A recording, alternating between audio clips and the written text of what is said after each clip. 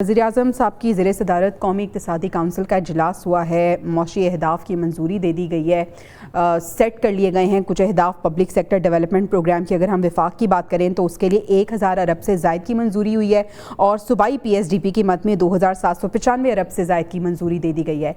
ये अहदाफ़ तो सेट हो चुके हैं।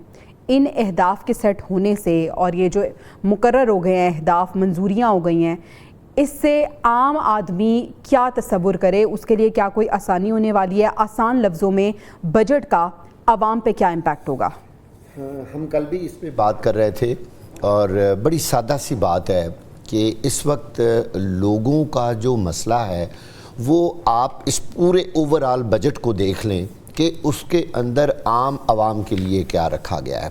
इसमें शक नहीं है कि ये एक तरक्याती बजट तो उन्होंने रखा है और इतनी भारी रकूम इसके अंदर मुख्तस की गई हैं और ये हर साल होता है। आप देखें कि बजट के बाद जब ये सारा कुछ बनता है, जिन जिन प्रोजेक्ट्स पे अरबों रुपया लगता है, उसका रिज़ल्ट आज तक किसी ने देखा है और लोगों ने उससे क्या हासिल किया है। अब मसला यह है कि लोग यही कहते हैं, आम आवाम यही कहती है कि ये अल्फाज का और फिगर्स का और इसका एक गोरख धंधा है जो गुज़िश्ता कई सालों से चलता नज़र आ रहा है।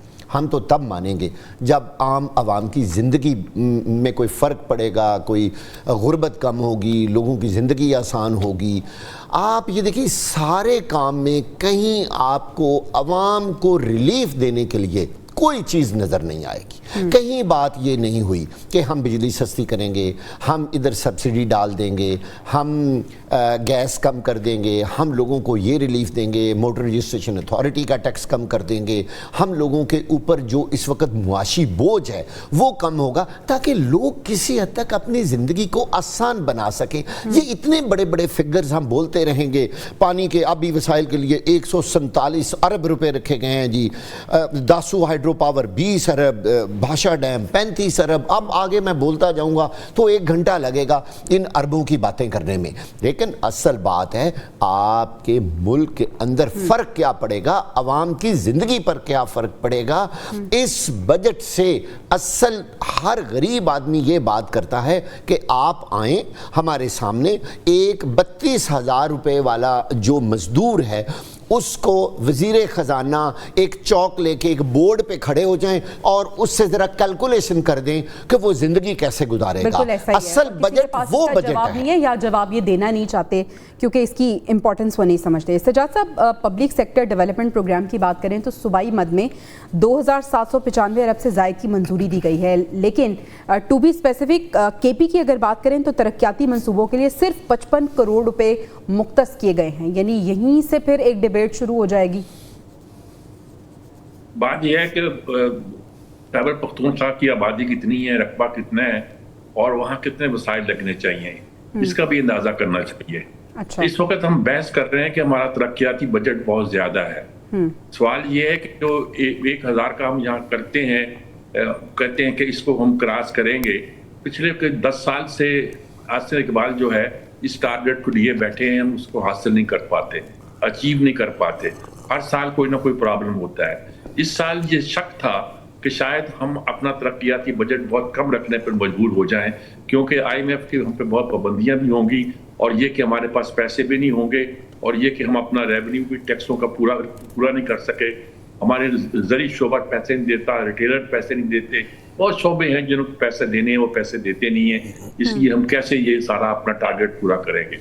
दुनिया कहती है कि आप कशकोर लेके निकल आते हो, पहले अपने हाथ से तो अपने मसाइल पूरे करो।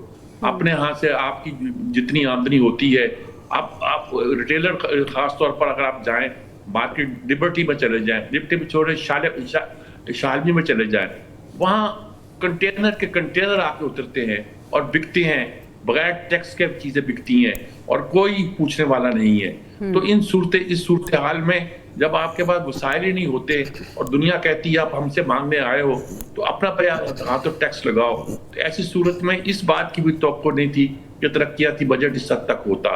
लेकिन मईशत के बहुत सारे इशारे ऐसे हैं कि जो पिछले 4-5 साल में जंग के बावजूद ऐसे दिखाई देते हैं कि खासी मईशत बेहतरी की तरफ जा रही है।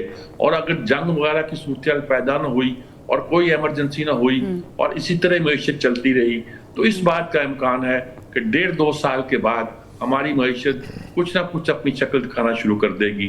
उससे पहले अगर हम तवक्को करते हैं कि रिलीफ मिले, बहुत कुछ हो, बिजली की कीमत कम हो और बहुत सारे मामला हैं जो मैं भी चाहता हूँ, तनख्वाहदार शख्स तो यही चाहता है कि टैक्सों में छूट मिल जाए, लेकिन टैक्स लगते तनख्वाहदार तबके को है और दूसरे तबके को नहीं मिलते। बिल्कुल बिल्कुल ऐसे ही कल भी हम ये बात कर रहे थे मुबश्शिर साहब, IMF के सामने जो 2 हमने रिक्वेस्ट रखी थी वो दोनों तकरीबन मान ली गई हैं IMF की जानिब से।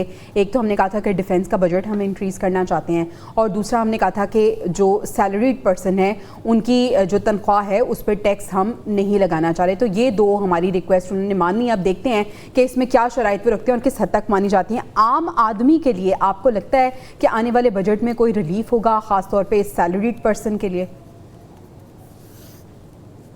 फिगर्स तो सारी आ गई। हमने अपना जो इकोनॉमिक ग्रोथ है, GDP ग्रोथ, वो 4.2 कर इन्फ्लेशन को कंट्रोल करने के लिए हमने कहा कि इसको जो है वो वर्ल्ड बैंक की प्रोजेक्शन 6% लेकिन जो अंदर से रिपोर्ट्स आ रही है उसके मुताबिक है। तो ऐसे में ये है कि ये फिगर से वो का फायदा की बात वही है आम आवाम की। अब आपने सैलरीड क्लास की बात कही तो उसमें यह है कि सैलरीड क्लास तो ऑलरेडी टैक्स दे रही है एक खास स्लैब के तहत, यानी 50,000 से ऊपर अगर जाएगा तो टैक्स देगा। तो सिर्फ ये मैक्सिमम के उनकी सैलरी पे फर्दर टैक्स को इंक्रीज ना किया जाए।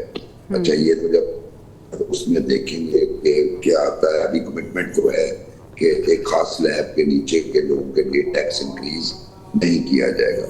उसके साथ साथ हमें ये देखना है कि GST जो है, जो कि हमारे लिए एक बहुत के तहत वो भी देते हैं और फिर वो हर चीज पे ही टैक्स चल रहा होता है। उसका इंक्रीज करने का इंक्रीज कर देंगे, उसको भी देखना बाकी है। प्रोफेशनल लाइफ में जो देखा है, जो भी बजट आता है उसमें अवाम के सिर्फ उनके लिए रिलीफ होता है जिनके पास ऑलरेडी रिसोर्सेज होते हैं। बिल्कुल ऐसे ही, और यही वजह है कि हम देख रहे हैं कि अमीर अमीर से अमीर तर होता जा रहा है और गरीब गरीब से गरीब तर होता जा रहा है।